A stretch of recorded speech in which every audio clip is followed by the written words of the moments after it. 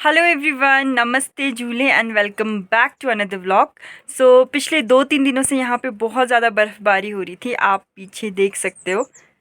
And आज के लिए यहाँ पे बहुत अच्छी धूप। तो सबसे पहले मैं आपको दिखा देती हूँ कि आज का व्यू कैसा है।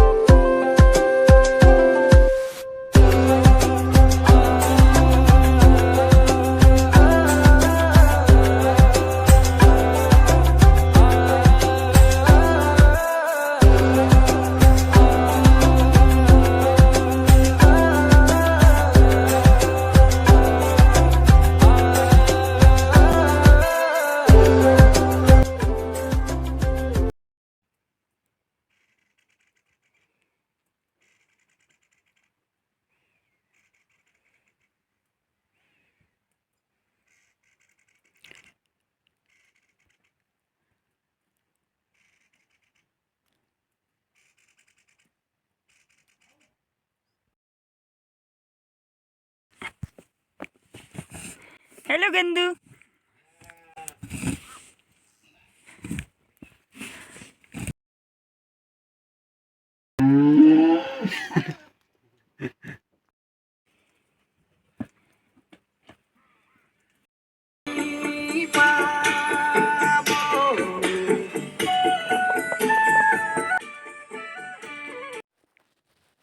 बर्फ़ में जो सबसे बड़ी दिक्कत पानी और बिजली के अलावा हमें आती है वो ये है कि जो हमारा रिक्वायर्ड एरिया होता है, जहाँ पर हमें गाय बकरियों को बांधना होता है या फिर जो वॉकिंग एरिया है जहाँ पर हमें डेली पर्पज़ के लिए चलना होता है, वो एरिया हमें साफ़ करना पड़ता है, वहाँ से हम बर्फ़ हटा देते हैं। तो यहाँ पर हमने जो वॉकिंग एरिया है और जो गाय बकरियों का एरिया है वहाँ से हमने बर्फ़ हटा दिया है और अब हम गाय को और बकरियों को अपनी अपनी जगह पर बांध चुके हैं।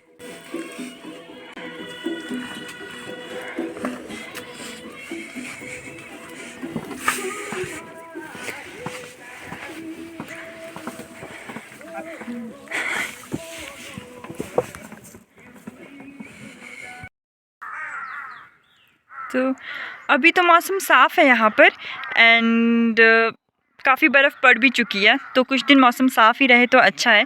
कहते हैं ना कि अति और कमी दोनों ही किसी चीज़ की बहुत बुरी होती है। तो अभी इतनी बर्फ़ काफ़ी है एंड ये थोड़ी पिघल जाए तो उसके बाद बेशक दोबारा बर्फ़ पड़नी हो तो पड़ जाए। हमारे लिए तो और भी अच्छा है अगर बर्फ़ और पड़ती है, बट अति ना हो जाए, मतलब बहुत ज़्यादा बर्फ़ भी नहीं पड़नी चाहिए। लेकिन ठीक है, बर्फ़ हमारे लिए बहुत इंपॉर्टेंट है क्योंकि आफ्टर लाहौल स्पीति किन्नौर डिस्ट्रिक्ट जो है वो हिमाचल प्रदेश का ड्राइएस्ट डिस्ट्रिक्ट है। ऐसा नहीं है कि यहाँ पे बारिश नहीं पड़ती है, होती है वहाँ पे बारिश, लेकिन कंपेयर टू अदर डिस्ट्रिक्ट्स यहाँ पे बहुत कम बारिश होती है। जैसे अगर हम लेकर चलें कि हिमाचल प्रदेश का जो एनुअल रेनफॉल है वो है 1251 mm और किन्नौर का उसमें जो एनुअल रेनफॉल है वो है 816 mm, जिसमें से जो मोस्ट बारिश होती है वो होती है आपके लोअर किन्नौर में। तो जिस एरिया में मैं हूँ कल्पा, यहाँ पे बहुत ज़्यादा बारिश नहीं होती है और यहाँ पे जो सोर्स ऑफ इरिगेशन है वो यही बर्फ़ का पानी है। तो अभी बर्फ़ पड़ेगी तो पहाड़ों से गर्मियों के सीज़न में जो पहाड़ों में बर्फ़ पिघल कर जो पानी नीचे आता है वही हम as a source of irrigation use करते हैं। लेकिन उसके लिए ज़रूरी है कि बर्फ़ हर साल पड़े।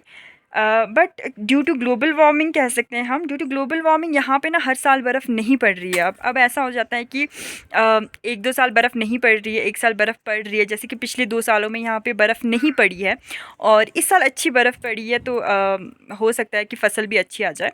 लास्ट 1-2 साल बर्फ़ अच्छी नहीं पड़ी थी तो हमें सोर्स ऑफ इरिगेशन में बहुत ज़्यादा प्रॉब्लम हो रही थी और ये सारी चीज़ें हो रही है ग्लोबल वार्मिंग की वजह से। खैर, ग्लोबल वार्मिंग एक मेजर रोल प्ले करता है इसमें, लेकिन जो एक इम्पॉर्टेंट चीज़ है ना वो ये है कि जो स्नोई एरियाज़ होते हैं ना वहाँ पे ह्यूमन एक्टिविटीज़ थोड़ी कम होनी चाहिए।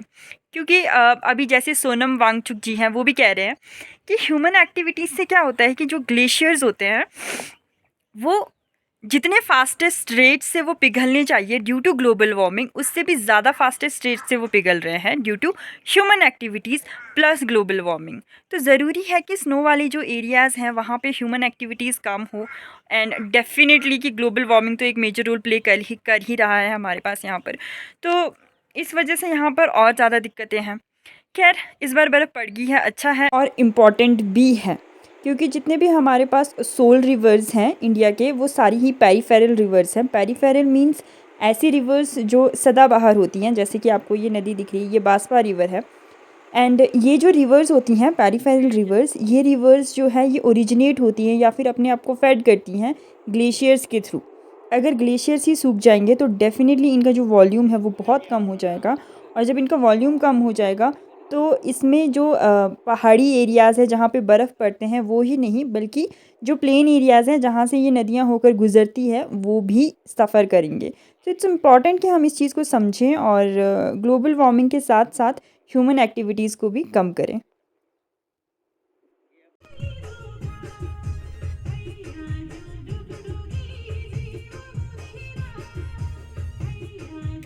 Thank you so much for watching the video, and मिलते हैं नेक्स्ट व्लॉग में। Till then take care, bye bye.